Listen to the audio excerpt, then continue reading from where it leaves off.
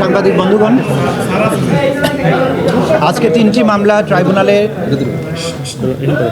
কার্যতালিকায় লিপিবদ্ধ হয়েছিল। তার প্রথমটি ছিল পুলিশ অফিসারদের বিরুদ্ধে, আইজিপি চৌধুরী আব্দুল্লাহ আল মামুন সহ 23 জন আসামি প্রথম মামলায়। সেই মামলাতে আজকে 8 জন গ্রেপ্তারকৃতকে হাজির করা হয়েছিল ট্রাইব্যুনালে।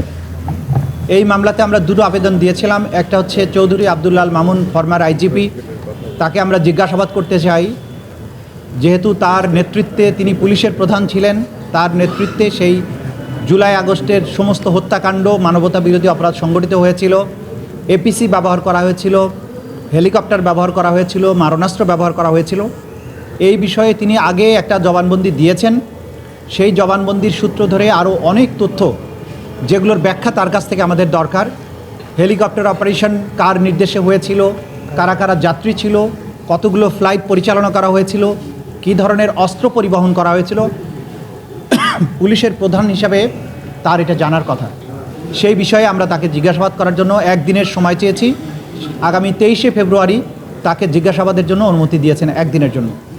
আর ওই একই মামলায় 2 মাসের সময় দিয়েছেন, 28শে এপ্রিল পরবর্তী তারিখ ধার্য করেছেন। এই সময়ের মধ্যে তদন্ত রিপোর্টের ব্যাপারে সময় দিয়েছেন, তদন্ত কাজ পরিচালনার জন্য রিপোর্ট দাখিলের কথা বলেছেন।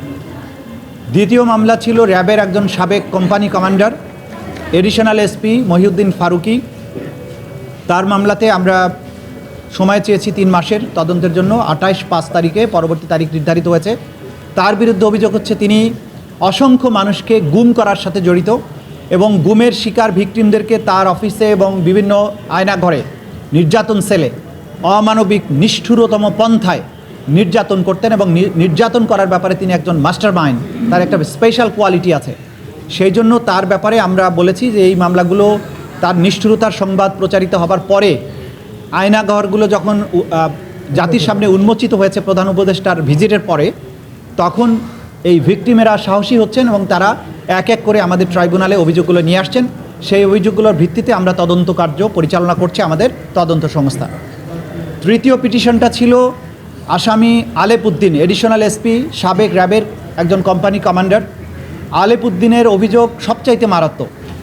তিনি অসংখ্য মানুষকে গুম এবং নির্যাতন করার সাথে জড়িত। আজকে এই ট্রাইব্যুনালের কক্ষে আপনারা দেখেছেন, আমার পেছনে অনেকে দাঁড়িয়ে আছেন, যাদেরকে আলেপ উদ্দিন অপহরণ করে গুম করে বছরের পর বছর আটকে রেখেছিল। তাদেরকে নিষ্ঠুরতম পন্থায় নির্যাতন করেছিল, ইলেকট্রিক শক দেয়া, চোখ বেঁধে রাখা, উল্টো করে ঝুলিয়ে পেটানো, বিদ্যুতায়িত করা, এবং সবচাইতে মারাত্মক যেটা করেছিলেন যে একজন আসামিকে গুম করে রাখার সময়ে তার স্ত্রীকে, তার বিশ্ববিদ্যালয়ে পড়ুয়া স্ত্রীকে, তার স্বামীকে হত্যার ভয় দেখিয়ে তাকে বাধ্য করে একাধিকবার রমজান মাসে রোজা ভাঙিয়ে তাকে ধর্ষণ করা হয়েছে। এই তথ্য প্রমাণাদি আমাদের কাছে এসেছে।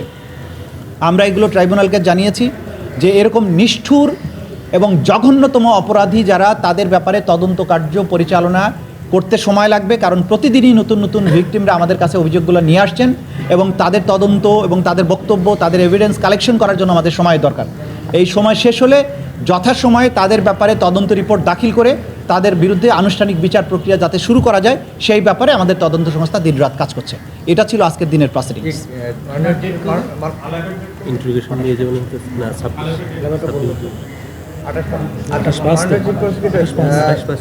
আব্দুল্লাহ মামুনের মোবাইল ফোন এখনো পর্যন্ত জব্দ করা যায় নাই কেন?